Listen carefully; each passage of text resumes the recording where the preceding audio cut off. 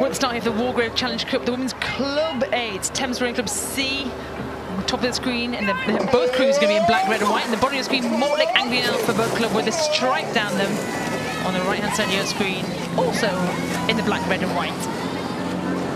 Yeah, Thames Rowing Club, their C crew in this event for Women's Club 8. Again, Thames Rowing Club are singing their praises in the Prince of Wales, and I imagine we're going to be doing the same thing again in this Wargrave Challenge Cup. And just because it's a C crew, it is packed with pedigree, and we can see in the early stages out in front of the crew from Mortlake Anglican and Alpha Boat Club. And what depth this club has. Putney Rowing Club based. Putney Rowing Club, Thames Rowing Club based in Putney, Embankment. This is their C crew of this event, and it's an event that's very new to the regatta.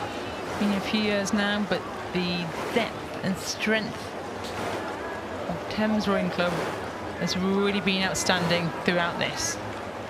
Yeah, certainly. A number of these Thames athletes have had an incredible amount of success this season, picking up wins in the Women's Club Coxless Fours at Forest Head, as well as the Coxed Fours as well. Doing the double was hugely impressive from Thames Rowing Club. Coming together, bringing those crews together out in front, and it's formed an incredible 8 that's dominating Mortlake Anglican and Alpha in the early rounds of the Wargrave.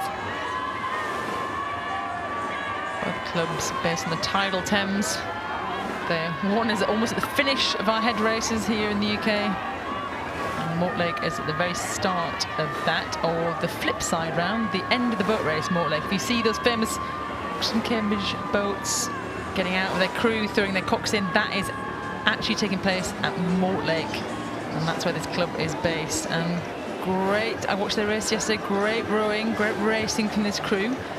Good depth. The sea increase in numbers in this event this year, and it really means that there's a huge space, a huge gap to include club rowers into Henley Royal Regatta, and we love to see it. We absolutely do, and just the number of crews that are actually entering and having to go through qualifiers just to get into the early rounds of the race is just testament to that.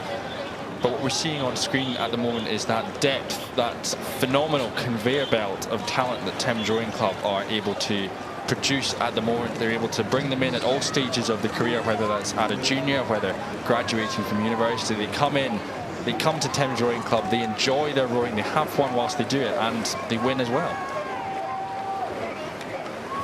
And these crews here you're looking at, they are club rowers, what we term clubs, so they're not professional, they're not the elite level. They're not junior rowers, they generally all have working professional lives. We have a real mix of athletes here. You can bow seat there, Thames R.C. Brooke Preston is a project manager. Got a teacher in there, Elizabeth Morden in a 3-seat. Someone else doing some studying, financial services consultant. Angelica Lepowska in the 5-seat. So they're balancing training alongside their careers, which is arguably one of the hardest things to do out of all these athletes here.